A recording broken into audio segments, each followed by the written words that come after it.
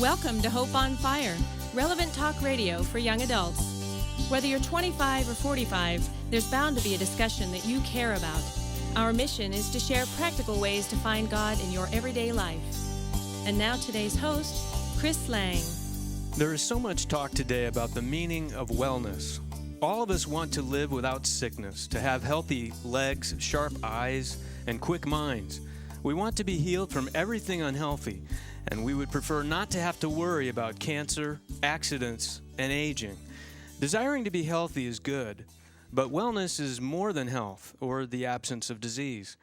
Wellness is being mentally fit, physically robust, spiritually vital, and socially comfortable. It's being able to face accidents, aging, and illness with a positive outlook. And most of all, it is trusting that a loving God has a better idea for living and that He is eager to help us experience full life as He created us to live it. Healthy change requires a consistent choice, and that choice, friends, is yours. Hello, my name is Chris Lang, and I'll be your host today on our program entitled Healthy Changes. Our purpose today is to discuss what is the real meaning of wellness, barriers to permanent healthy changes, as well as tested biblical principles validated by science to help you in your journey toward complete health.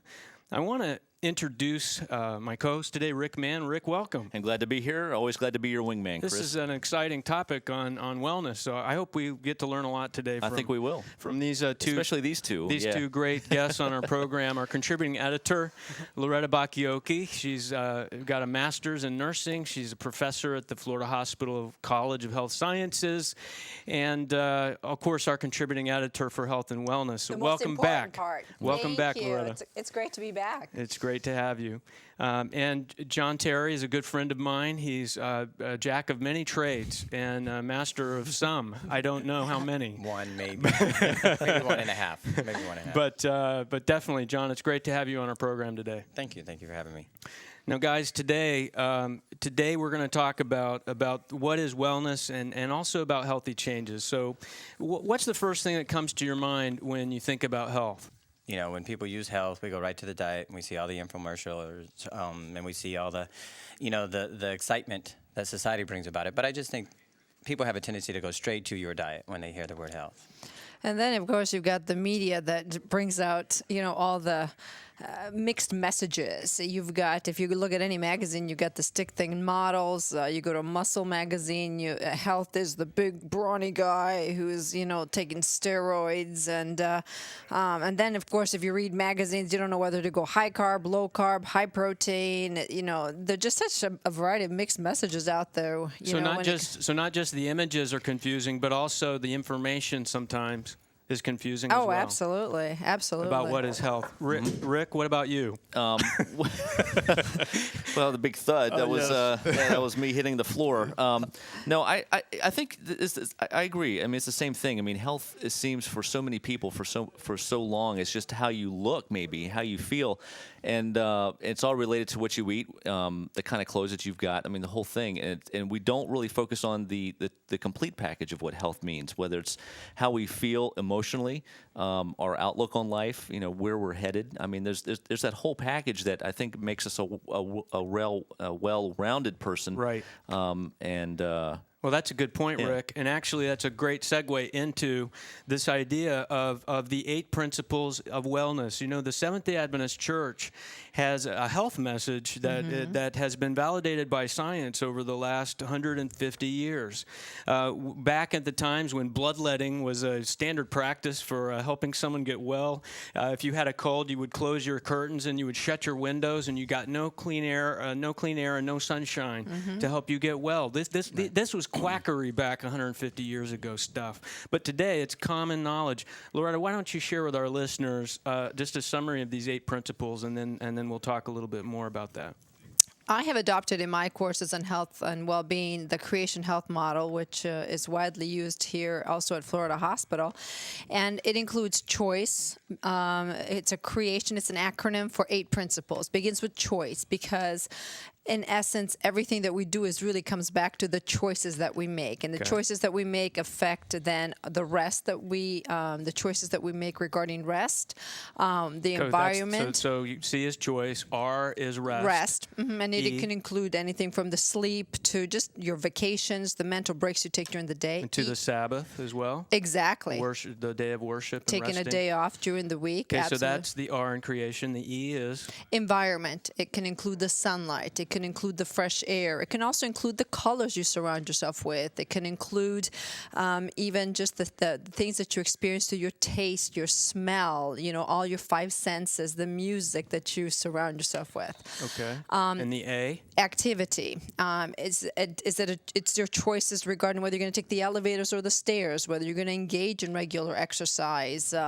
just things that just render you, more active in your just daily life. Okay. Then T is next. Trust in divine power. Okay. It's what are you doing to build your faith and a relationship with God? Because in essence, actually, your choice in that matter really greatly impacts everything all the other else. Right. And Okay. we're going to talk about that, I think, a little bit and a little bit more.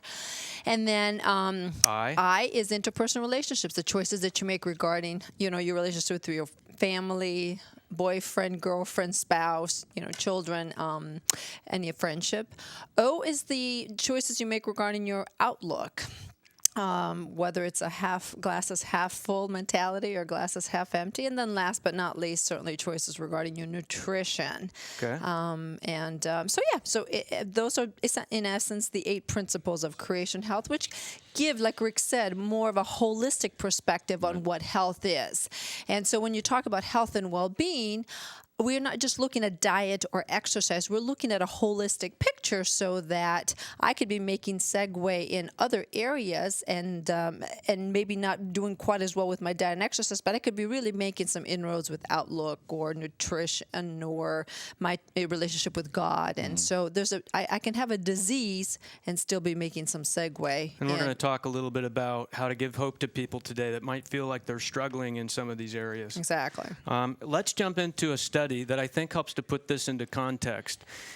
In the National Geographic last year, in 2005, there was an article that was fascinating, where quality of life is not often measured quantitatively, while longevity or length of years is typically seen as a barometer for a healthy lifestyle. And those who live the longest, these are called centenarians, those who live over the age of 100. So don't forget that word, listeners. You may hear it again. The centenarians have been fascinating, a core of this study. And the title of the article was "The Secrets of Living Longer." And there were some centenarians that were studied in Okinawa, Japan, in Loma Linda, California, and in Sardinia, Italy. Did I pronounce that correctly, Loretta? Sardinia, but that's okay. That's okay.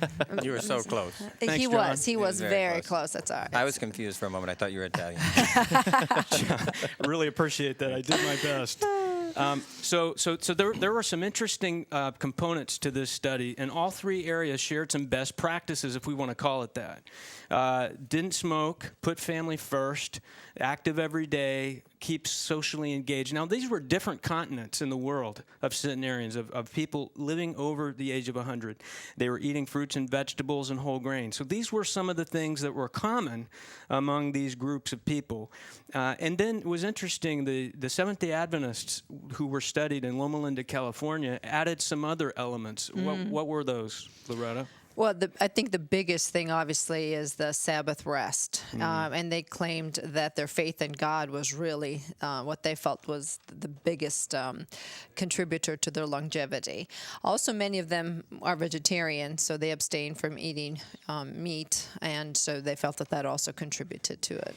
And I know the interesting thing, John, I know you'll resonate with this a lot. The Japanese added a unique element of keeping lifelong friends. You mentioned, how important your friendships have been to you throughout your life. Well, absolutely. It was one of the things I think she brought up was environment. She was talking about our elements, and something that we forget when we talk about health in the whole picture is our environment. You are a product of it, right. And we forget that. And when I hang around an environment of a healthy mind and a healthy habits and healthy activities, you become part of it. And so I have found, and of course, you know me for years, and I have some very, very close friends for the past, longer than I probably should announce, but 20 years now, because we're pushing that high school reunion coming up. So, Sure. And it's been there, and it is, and we do share a lot of the same interests, and we do a lot of the same activities, and as they mentioned, staying social every day. I think I was just thinking about that. I mean, it's such a huge thing that if you want to have a positive outlook on life, you need to surround yourself with positive things. I mean, one of the first things that I do when I sit down in my office, if I want to think clearly, is I unclutter my desk. And how that plays into it. And so, like you said earlier, I think it's just so key that to realize that, maybe we don't get all 8 right, but we can start working on 3 or 4 and start, gradually building that holistic picture to make our lives so much better. I think that's an interesting point. We're going to talk a little bit more after the break about the different elements of change and how having accountability partners, having an environment, having people in your life that can encourage you along a healthy lifestyle choices. Because we don't want people to listen today and feel discouraged because they don't know where to start. We're talking, somebody mentioned the ant principle yesterday when we were talking about this, about how the ants do one little thing at a time. And I want to keep that principle in our consciousness for our listeners as they hear everything we're going to talk about. Describe that ant principle. Somebody want to take a crack at that? Sure. I was actually talking about it with my students, and I was trying to share with them some thoughts as to how to be successful in life. And acting like an ant, in essence, is instead of looking at a task to accomplish as a mountain, like, wow, I'm never going to be able to accomplish that, is instead of saying, set that as a goal, but then just say, I'm just going to do something just a little bit every day. And little by little, I will accomplish that mountain. I had a student who shared with me early in the semester that she was very stressed out. She was overwhelmed. She had taken up smoking, and basically that was her crutch. And through going through the process of the course of health and well-being.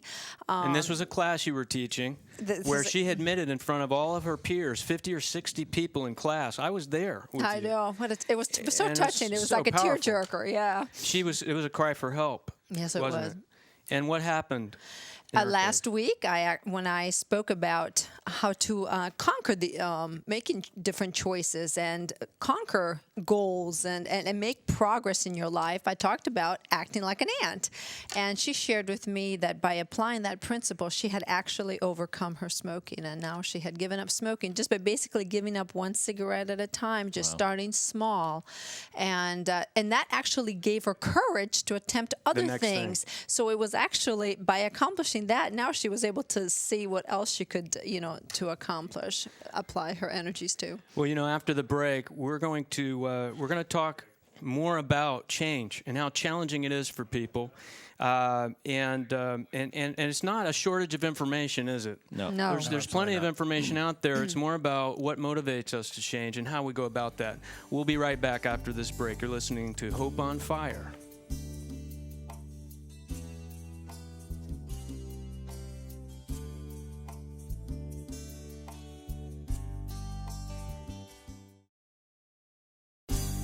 Welcome back. I'm your host, Chris Lang, on Hope on Fire, relevant talk radio for young adults. With me here in the studio is Rick Mann, my co-host today, Loretta Bacchiocchi, our contributing editor, and our special guest, John Tary. Welcome, everyone, back from the break. Glad to be here. Thanks. Thank you. We're talking about healthy changes today. And, before the break, we mentioned that we don't have a lack of information in our culture today. In fact, the World Health Organization agrees and actually stated that this might be the first generation in world history where the kids are going to die prematurely before their parents do, based on lifestyle diseases. These are diabetes and heart disease, and these are diseases of affluence, they're calling them now.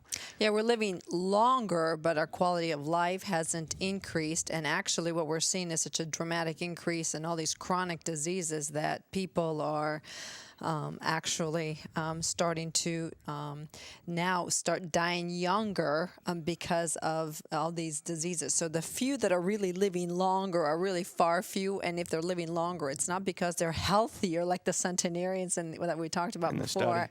Yeah, they're actually, because of the technology that's available, they're able to be lengthened their lifespan, but otherwise it's not a healthier life. Well, let's talk a little bit about even those people who have had chronic chronic diseases.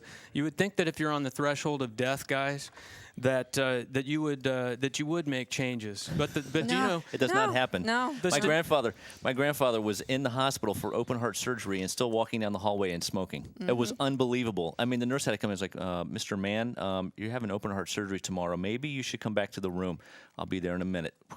It was just unbelievable. That's interesting, Rick, because your grandfather's example is a spitting image of what Dr. Dean Ornish has shown in research in his clinic at the University of California, San Francisco. And he says that 90% of open heart bypass patients after 2 years of surgery have still not made any lifestyle changes. That is so true. 90% of the patients. Yep. And they were saying that it's not, it's emotions that have to be reached, not just somebody's thoughts, and that we have to reach. He says we have to reach people and motivate them, not by the fear of death, but that joy is a powerful motivator. That Show we them try the to benefits, the pluses, not the negatives that can occur. Right? So in fact, you're trying to reframe the issue or the mental picture that they see. That you're convinced, you know, somebody who's lonely and depressed, for example, what do you care if you have more years of life? Exactly. Right. Absolutely. Well, it's Right? I think it's a scare tactic when you talk about even certain, let's say, certain people who maybe present God as a scare tactic. Well, I don't want to go to the bad place, so I'm going to be good. But then that fear goes away. And I think same thing with health when we present the scare tactic of you're going to die tomorrow if you don't stop. Well, okay.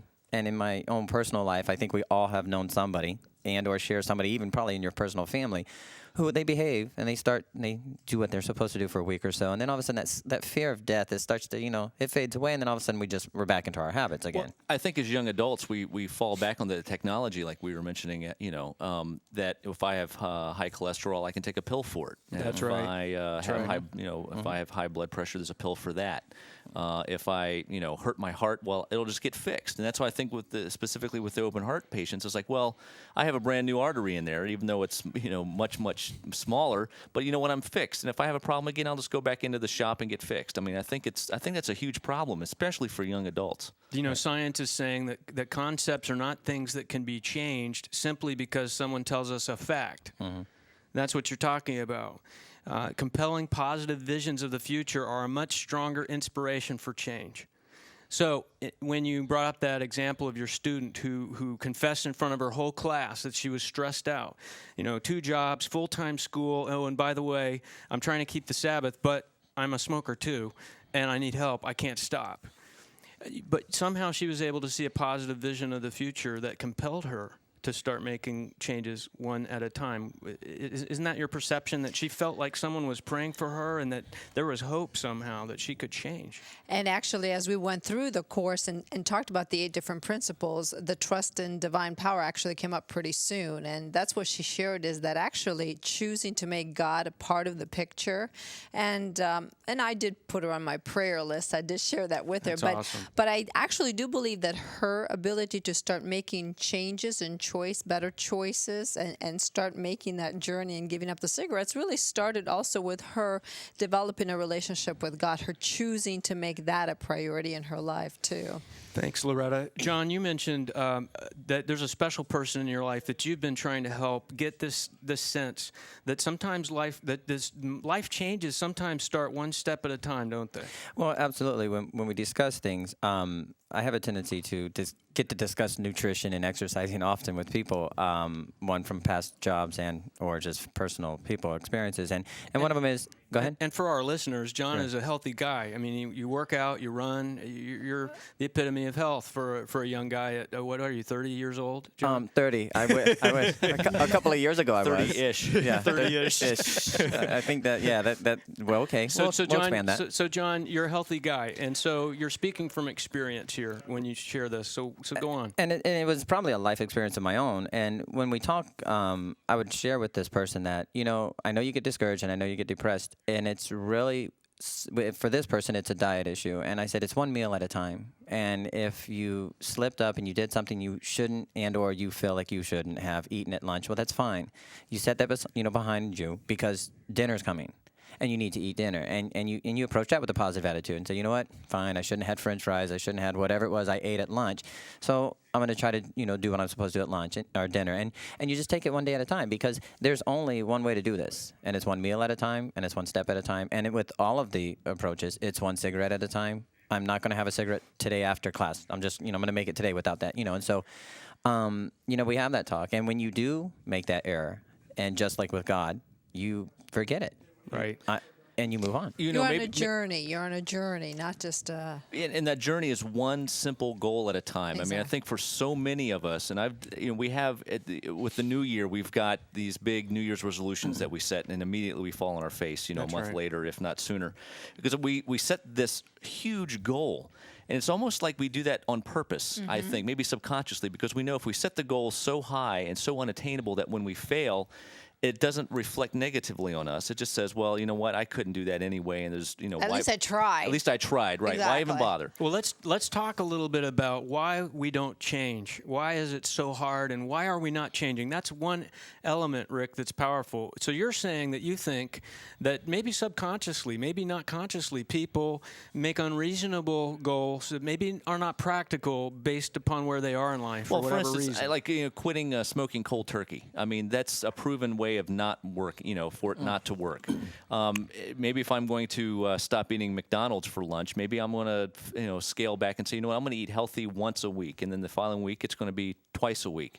Try to make those goals much more attainable and much more one step at a time. Like we said with the ants, it's when we focus on the end picture, sometimes we can get lost in that. We need to focus on the little small bits that start adding up. Well, yeah, that's a good point, Rick. Research shows that for most people, and we mentioned this in another program about exercise, that thankfully God created our bodies so that we can start to feel the effects of energy within 2 to 3 weeks. We can begin to feel energized, even if physically, when you look in the mirror, you haven't changed all that much. Right. That changes usually takes, for some people, up to 3 months to start seeing bodily changes in their physical appearance. But fortunately, we get that benefit of extra energy to keep pushing us and motivating us, don't we? Which is interesting that you said, fortunately, we get it in 2 to 3 weeks. Well, unfortunately, that's not society's wish. That's a good point, John. Okay, Go because, on now. Well, because unfortunately, society wants it today. Well, I went to the gym, right? I ate at Sweet Tomatoes. I don't know what's wrong. Why don't I feel great? And so this instant gratification, this instant need for success and or accomplishment now. So you think that even 2 to 3 weeks is something most people aren't willing to invest? Well, absolutely. And when I say that, they'll invest it. Okay, they'll invest it, and then in 2 or 3 weeks, they may have the energy, and you and I can see it, and the people who are doing this work, and I'll say this simply, I was a personal trainer, and I can see that progress. I can see you were only doing 6 of those, and you're up to 9, but Right. they don't feel that. They want to see it. Or they don't see it. Right, and so they start to decline in their energy level of enthusiasm towards being there. So it's this instant gratification that is very difficult to get across. And so, there's ways, by the way, as personal trainers, we do this. I make you pay for the month up front. and I know that's funny, because I had guys and they were like, why do I have to pay up front? I haven't come. Because money has a tendency to make you show up. Right. You've already paid for it. I don't mind, Okay. It's not it's not taking hold of these goals as a lifestyle change. It's sometimes people just look at them as just a here and now. It's an immediate type of a thing, and I'm not trying to create a whole new lifestyle for myself. Loretta, you mentioned, in fact, for some women, they've got a wedding coming up and they need to fit into a dress or whatever the clothing might be, and after that's over, bang, the lifestyle choices weren't really lifestyle. They were just for an event, Right. a goal. Absolutely. It's a quick fix. Let's talk in the minute or so we have left about the spiritual value of the believer. What is it about the believer that should make their hope differently? If somebody's listening today, they're discouraged, what would you say to someone to help them? In all avenues of health, and we're trying to discuss mental, emotional, physical, our diet, in all avenues. As a Christian, that's where we have that positive side. We have the outlook of hope. We know that we have the stumble and fall because we're human. But we have that outlook of hope that tomorrow I have God still saying, it's okay. Tomorrow we're going to stop smoking. We're going to do this. This afternoon I'm going to stop doing that. We get that step tomorrow, and we still have that hope. And as you hear so many times, Father's, God's hand, that Father's hand holding you up, walking you through. That's good, John. Any more quick points? And just remembering that if I have a relationship with God, I am reminded that He gave me laws and He gave me a prescription to follow so that I could have a life more abundant and that I could live my life more fully. And so, yeah, even if I mess up, it's okay. God's going to forgive me. And you know what? I can ask for Him to give me the strength to just try to get back in touch with following what He wants me to do so that I can live my life more abundantly, make those better choices so that I can be a better service to Him, but also just enjoy better health. You know, the spiritual life is a great place to start making healthy changes in life. God specializes in helping His creation to start over on the right course. His method isn't to touch us like waving a magic wand and making everything better. His method is to draw us closer to Him. And then secondly, to help us make choices and decisions that will start developing the right behavior habits or lifestyle habits in us. The good news is you don't have to make choices completely in your own power. God knows healthy choices make healthy people. And healthy people are God's ultimate masterpieces. John 10 verse 10 says, "The thief comes to steal and to destroy, but I have come that they might have life and have it more abundantly." Thank you to John, Loretta, and Rick. God bless you all. Thank you for listening. Thanks for having us. This was fun.